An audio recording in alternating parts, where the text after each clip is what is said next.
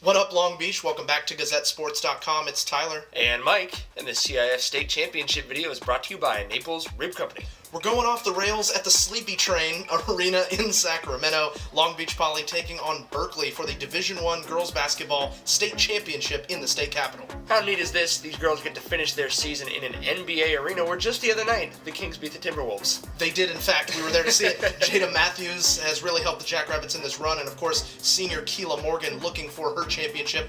Taking on a familiar foe in Berkeley, Rachel Howard leads them. She had 23-9 in the regional semis. For Poly, though, this is their first time on the big stage with this team. Obviously, the coaching staff has been here several times before, but they're going into it together, and they're on quite the streak right now.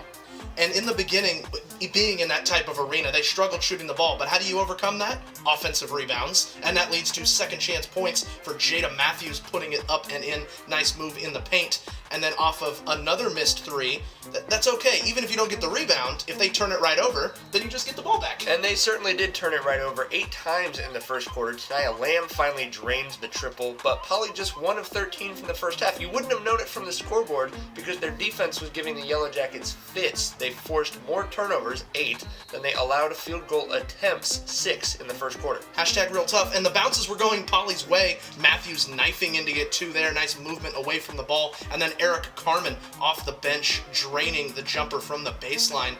On the other end, Berkeley finally got Howard going. This is her only bucket of the first half. An unreal and one to keep Berkeley above water. Still a 10-point lead for Poly after 1. But the defense continued. The Jada Matthew bands with their hit crash into me. Oh my, look at that one again. That was a definitive block from Jada Matthews. Needed another look at that one. That was nasty. And then the other way, it leads to a transition layup for Erica Carter. Defense leads to offense. And an encore performance from JMB, limiting the space between my hand and the ball. And that leads to Keela Morgan getting a layup on the other end as Poly starts to assert themselves a little bit. But really, it was about defense and poor offense in the second quarter.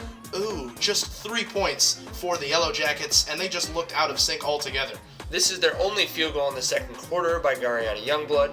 She croak as can be, and Poly goes into the halftime with an 11-point lead. It was a slow first half, to be sure. Well, and giving up just 9 points, you obviously have to be happy with that. Offense is finally heating up a bit in the second half. Howard with the 3 right there, their only triple of the game. They were, able to find some things that worked offensively to start that third, able to cut it to single digits twice, but the problem was Poly had the answer on the other end. Couple of threes from Carter, and there you see Tania Lamb knocking that one down, and Poly's offense matched what Berkeley was able to do. That's just nice ball movement to Matthews, and the foul. Keela Morgan, though, is going to hit the glass right here and get an and one of her own. Jackrabbits really did a great job on that offensive glass, and Keela Morgan hits them with the steak face a la DeAndre Jordan right there. Matthews going for the jumper. She had 14 points, 8 rebounds, and 4 blocks, and she's going to start the break right here. Outlet pass to Erica Carter. She's going to finish off with 2 of her 11 points. Jackrabbits, obviously the depth, such a big part of their team, and so many players making plays. They cruise into the fourth quarter as Brianna Johnson hits the 3, and then Carter lets it run down, and then Bayou. Yeah, as soon as the defense comes at her, just blow by for the layup. Jackrabbits watching the time run off the clock. They can storm the floor. 46-28 is your final. Long Beach Poly state champions once again. Phenomenal stuff for these Jackrabbits. The team wins their 5th state championship. That's 5 state championships in the last 8 seasons. That's a state record for Division I, and phenomenal stuff. Yeah, you can see how excited these players are. That you talk about the open division, whatever. It's Division I. It's a difficult bracket they had to go through. The Poly Nation in their neon shirts, obviously feeling it. Carl Buggs wins number 5 in his great career. And just, this team really banded together after that quarterfinal loss. Weren't sure if they were going to even get in to the state playoffs, but they handled business. And what a special moment for senior Keela Morgan. Oh, and flying in, Erica Carter. Those two have led this team all year, Mike. A little passing of the torch there. You mentioned, the leadership on this team. They really did develop into a worthy state championship team over the last month or so after that quarterfinal loss, and it's been a pretty special journey to watch. That is a familiar experience for Carl Buggs. State record 5 Division I championships for him as a coach, and for the school, Long Beach Poly, this is their 33rd CIF state championship.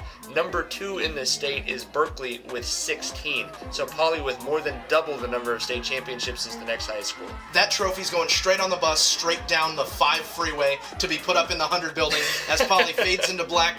CIF state champions once again in girls basketball. This highlight video brought to you in part by McCarty's Jewelry, here for you since 1932. Not many of the Jackrabbits that you just saw winning that state championship are graduating, Tyler. Keela Morgan will be going on to Kansas, Chloe Kellum to UC Irvine, and a couple other seniors are graduating. But for the most part, we are going to have a lot of this team back to what we are sure is going to be an exciting season next year.